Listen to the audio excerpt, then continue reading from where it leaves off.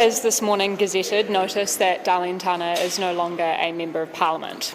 Last week, 185 Green Party delegates, representing thousands of Green Party members across the country, came to unanimous consensus that we put the request for the use of the electoral integrity legislation to the Speaker. This, of course, went well above and beyond the requirements in the legislation. We have always been and remain a grassroots-led party, proudly so. Throughout this process, our founding values and principles have been our guiding star, and I am proud of how we have held true to those. This Gazette from the Speaker today draws a line under this issue. Every single day, we have continued to fight for people and planet and hold the governments to account on their cruel and destructive agenda. That mahi continues, and our vigour for our communities does as well. Any questions?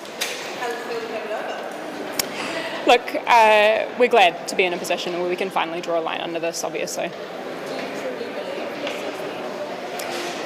I believe that we have gone above and beyond the requirements of the legislation, and this gazetting from the Speaker today does draw a line under that.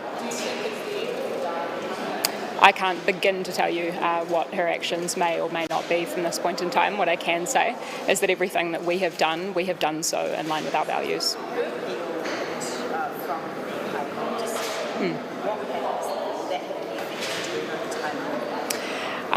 Look, I'm incredibly confident about the steps that we have taken so far, and I know that the Speaker as well has dotted the I's and crossed the T's. You said you felt glad. Is there also a sense of relief?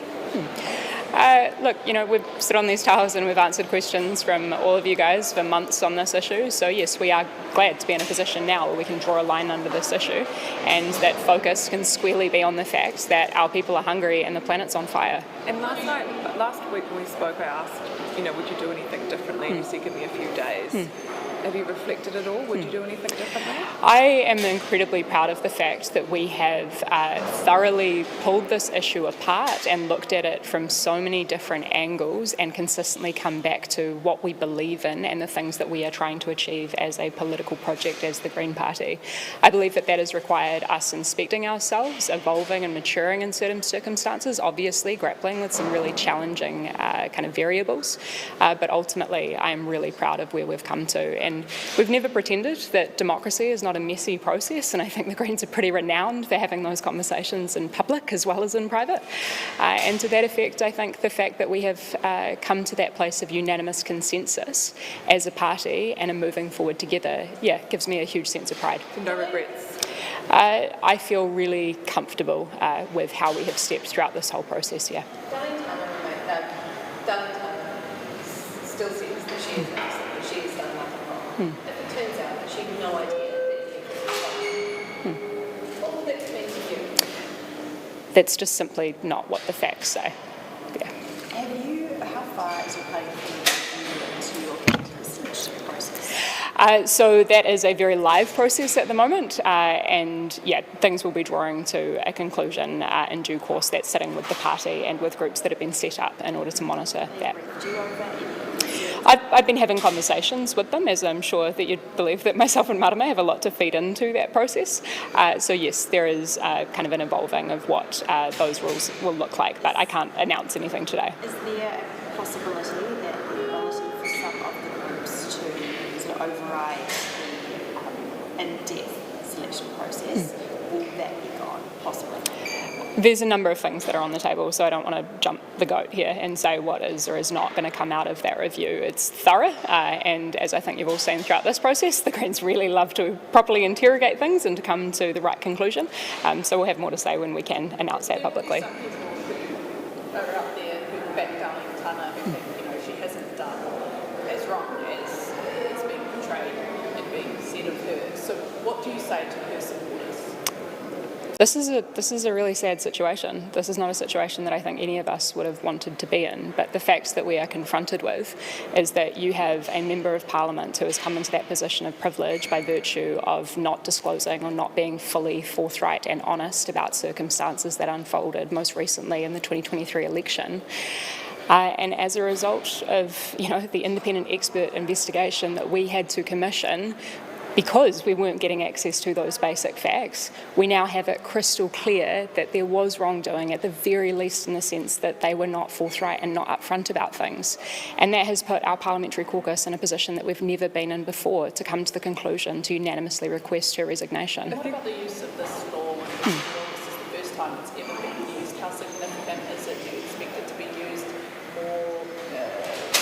more going forward? Look, I mean, we've been asked these questions a million different ways about the use of the legislation, so I think it is really important to continually emphasise the fact that we have gone above and beyond what the law prescribes and outlines as what the process should look like here. So we have two key historical concerns which have been very much fleshed out and discussed and pulled apart and put back together, which have looked like the concern around the potential concentration of power in political party leaders' hands. Here we've gone well above and beyond that, out to our thousands of members to choose 185 delegates which represent everyone across the country to come to that place of unanimous consensus. That goes well above and beyond what's required in the legislation for just political parties to get a 75% support out of their caucus. And then also that concern around the potential that MPs could be booted out on the basis of taking principled stances. Again, here we have an expert independent investigation which clarified that this was not simply a misalignment of perspective on things, but actually a member of Parliament who we very strongly believe abdicated their principles. It's been used once now, and likely to be used again, perhaps. And look, the position that we've come to with all of the safeguards that we've put in place here of going well above and beyond what the law prescribes and having that thorough and deliberate discussion within our party about its use means that this is not something that's a trigger happy, just go and spray it everywhere. This was very discreet use in these specific circumstances and went well above what the law currently outlines. Sorry, Annika? Questions on waka jumping. The Green Party, you've long held yourselves up as a party of principle, but does the U-turn and the decision to use the waka jumping provision just show that the Green Party puts politics above principle like any other party in Parliament? I'd say that the position to come to the use of the party hopping legislation, especially with all of those safeguards and the deliberative process that we have gone through as a party, in fact demonstrates exactly where our principles are, which is that principles, as I think all of us can probably acknowledge, are sometimes in contention with each other. Values sometimes are in tension with each other. And in order to properly, confront the democratic mandate that we have to grapple and work through those really challenging situations. So here I think, and I feel very comfortable and proud of the fact that we actually have come to the most principled stance, weighing up all of the variables possible in an incredibly challenging situation. And on that, has the Green Party's position on the waka jumping law changed? I think you can see that we've used it in this very specific set of circumstances. So were we to do it again in this very specific set of circumstances, I think the answer is inevitably yes. Would you like to repeal the law that you yourself have used? We haven't had a conversation in our caucus about what our position is on the broader legislation, but obviously our position on this has been well documented on Hansard and in select committees and otherwise. Has anyone from the Green Party been in touch with the workers who represent? So throughout the process, obviously, the independent expert investigation, we were very intentionally taking kind of an arm's length approach there and making sure that the investigation was conducted appropriately. Subsequent to that, I believe not myself directly, I'm more than happy to come back to you on specific details around that.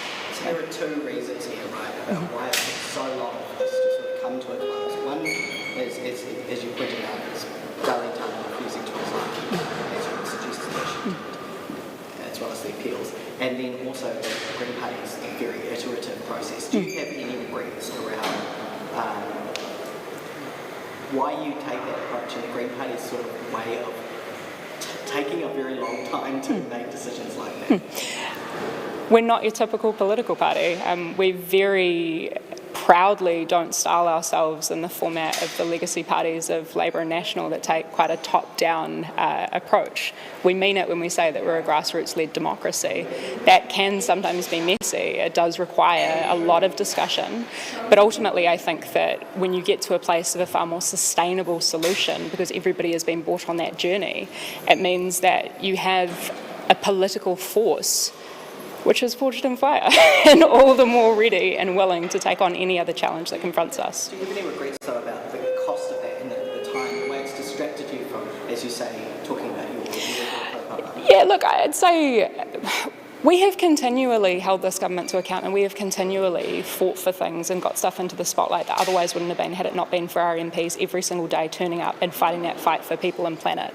But yeah, to the point of whether, of drawing a line under it, we're glad to have got to this position now, but we can tell you that we've done so in a way that has got to 185 delegates across the country coming to that full consensus to use this legislation. Do you see any humour or sort of irony in the fact that it was the Green Party that was the first to use this legislation? I'm sure you guys will provide many commentary on that, much commentary. Could you ever see yourself asking your members to streamline the process a bit and how long it's taken this time?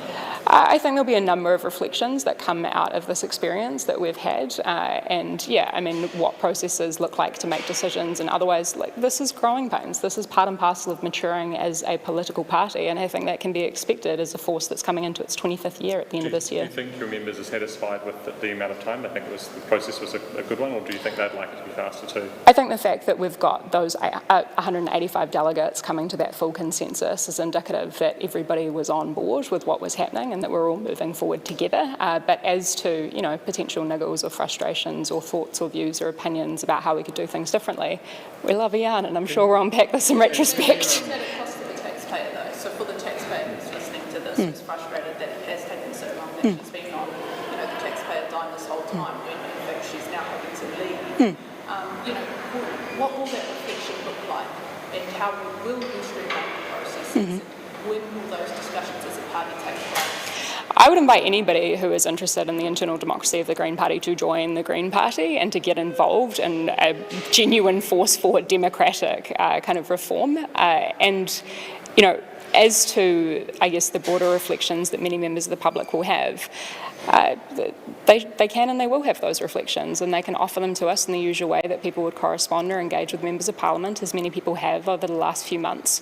But ultimately, we are really clear that we value our robust internal democracy, and I think that coming through out the other side of this with that full consensus as of our SGM on Thursday means that we're a stronger force for it. No apology about the length of time this has taken. I think that we have done absolutely everything that we can with our values at forefront of mind, which includes the values of good faith and natural justice. Do you have any final message for Darlene? Honestly, Felix, I'm left with a sense of sadness. I guess things did not have to go this way, but they did, and we continued to, with everything that we had control over as a caucus and as a leadership team, try and hold space for very human elements, but also continue to, uphold our principles. Have you heard from her, and do you know whether the Speaker notified Darlene before any decision that action? You'd have to ask the Speaker about that in terms of his correspondence or engagement with Darlene. Yes, but I also would make the point that, to Darlene's engagement with us, I obviously told you all on Thursday post the SGM that myself and Marama, wrote to her one final time imploring her to finally do the right thing and take accountability and resign. She confirmed receipt of that email, but nothing else. When did the Speaker inform you of this decision, and what did he say? This morning, and private conversations will remain private. Can you tell us about Benjamin Doyle, their kind of background interests, and whether you've spoken to them? For sure. Ricardo has this morning. Yeah, I've spoken to Benjamin today. I'm really excited for the contributions that Benjamin will make, particularly with their background in education and the current work around public health. And so we look forward to supporting Benjamin coming into the role. Will that necessitate a few portfolio reshuffle years? Portfolios will need to be allocated to Benjamin. Yeah. In due time. You've gone quite far down the list in terms of Benjamin in particular, but you've gone further down the list than you expected. Are you still pulling in high-quality candidates far down the list? Yes, we are. It wouldn't surprise you to know that there's some amazing people left on the Green Party list. But yeah, look, this is a really cool thing about the way that we choose our list within the Green Party, is that is also an incredibly thorough democratic process. So should there be any aspiring people out there in our communities across Aotearoa and New Zealand who look at politics and go, that sucks, I wish it was better, well, now's the time to join the Green Party and to get involved. Do you think that was too? Look, I'd say that there's a reason that we backed all of the people that we put on our list. Do you think people will look at the Green Party after what's transpired this year and say, I want to join the Green Party? I think that people will look at a political party that has been confronted with challenges but also traumas, and I hope that they will see in the fullness of time and as all of the kind of commentary and editorialising and everything else dissipates, that we did everything that we could in line with our values. And as human beings, we've never pretended to be perfect in any of this. But what we have done is step with those values and also come to a conclusion that I believe thoroughly is principled. It doesn't seem to have damaged the briefs, at least in the polls, hugely. What's your read on that situation? We've continued to also be focused on the matters, the issues that matter dearly to New Zealanders. This government is shredding progress on climate and on inequality and knowingly and intentionally pushing more children into poverty. These are intentional decisions which the Green Party is actively fighting back against every single day.